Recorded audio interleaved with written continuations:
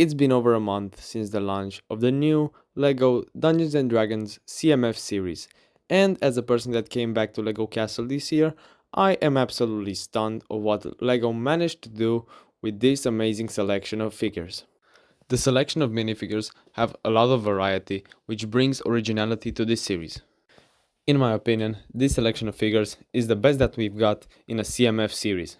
We have the Dwarf Barbarian, the Geeth Warlock, the Tiefling Sorcerer, the Dragonborn Paladin, the Halfling Druid, the Arancora Ranger, the Mind Flayer, Stradvon Zarovich, the Elf Bard, the Lady of Pain, Zastam, and Tasha the Witch Queen.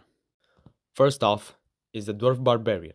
The Dwarf Barbarian has very cool prints, a nice color palette, and very sharp designs that gives off the Nordic vibe of the figure. This figure also comes with a fur color and a very interesting choice for a hairpiece. The most observable aspect of this figure is the new mold for the double X, which in my opinion it looks a little bit off, but it fits the minifigure. This minifigure comes with swappable heads, which you can choose on what you prefer.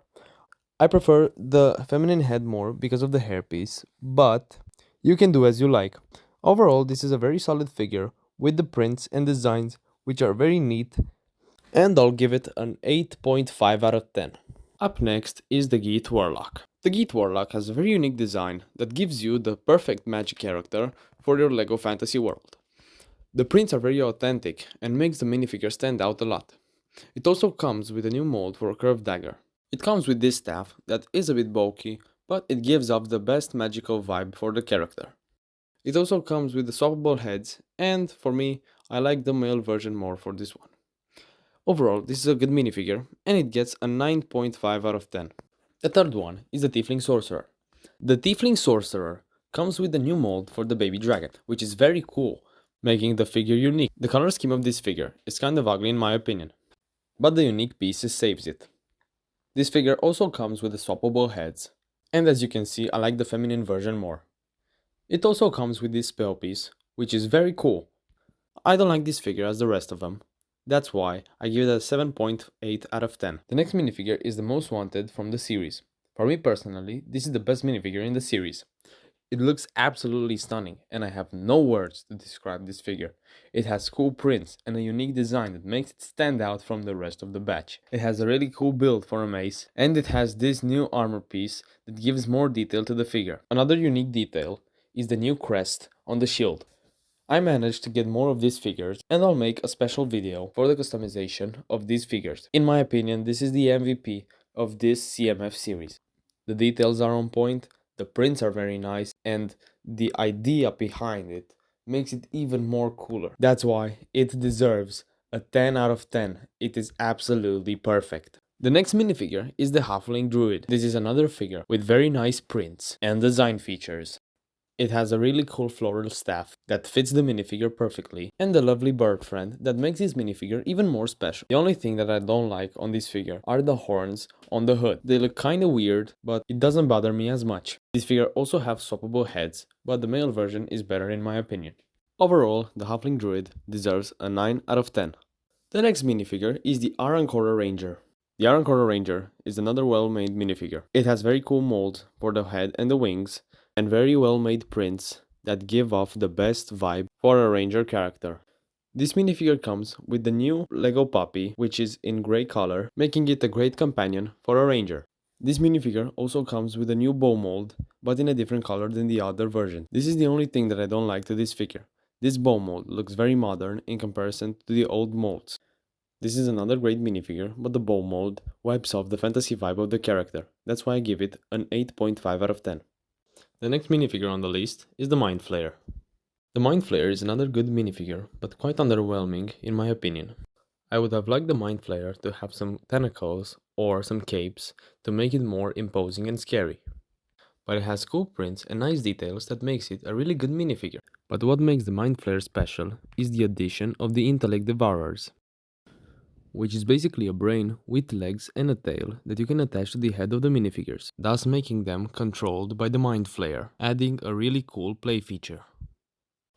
Overall, the Mind Flayer is a really good minifigure, but it's quite underwhelming in my opinion, because it looks really bland and I expected more with his design. But overall, I give it an 8 out of 10. The next minifigure is Strad von Zarovich. In my opinion, Strad von Zarovich is one of the best minifigures of this CMF series. His design is very unique, looking exactly like Vlad the Impaler, the inspiration for Dracula. He has a double printed face, one casual face, and one with the fangs out. It comes with a great sword. It also comes with this new black rat with red eyes that makes the perfect pet for a vampire. The prints are also very nice and it has really cool details that look exactly like a vampire count from Transylvania. This is one of my favorite minifigures of this series. This, alongside with the Dragonborn Paladin, are the best minifigures of the CMF series, in my opinion, of course. And that's why I give it a 10 out of 10 for Strad von Zarovich.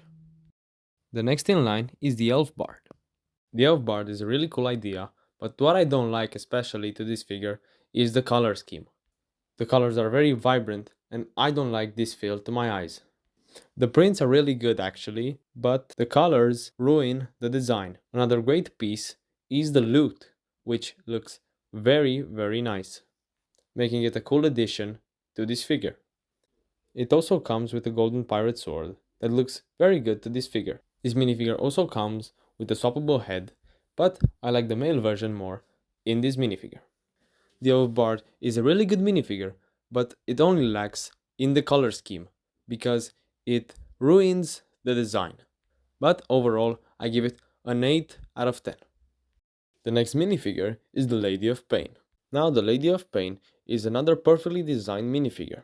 It has really cool prints, it makes the character very unique, and a cape that fits the minifigure perfectly. And the stunning thing about it is the headpiece that looks absolutely gorgeous on this minifigure. I don't have a lot of things to say about the Lady of Pain because for me it's another great minifigure and it deserves a 10 out of 10.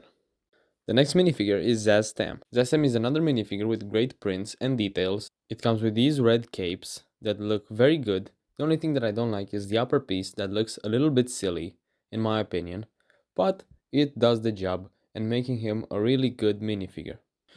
I also like the open ribcage part that gives a nice depth to this character. It comes with a flame spell piece and a transparent red skull that gives us a really good interpretation of a sorcerer. This is another really good minifigure that has up to 0 flaws, but I can give it a 10 out of 10 because it doesn't feel like a really stunning minifigure. So I would give it a 9 out of 10. And the last minifigure of this series is Tasha the Witch Queen. As I've said a lot through this video, this is another really good minifigure. The prints are on point, the dual model legs that gives off a nice contrast, the details that gives off a vibe of a witch, and I have no comments on this minifigure. This minifigure has a spellbook and a pot with a pink flame piece. I don't have a lot to say about this minifigure because it looks perfect. 0 flaws, 0 wasted potential. That's why is our 4th minifigure that is rated with a 10 out of 10. And now, as it's time to wrap up this video, my final thoughts on this CMF are the following. LEGO has blessed us with these beautiful made minifigures that you can do anything you can imagine. You can do customizations, custom builds, basically everything you want. The success of the Dungeons and Dragons CMF series brings more hope in getting a LEGO Castle CMF series. I hope you guys enjoyed this video. If you really did, please hit the like button, share this video and subscribe with the bell on. I hope to see you soon with a new video, and until next time, I wish you all a nice day.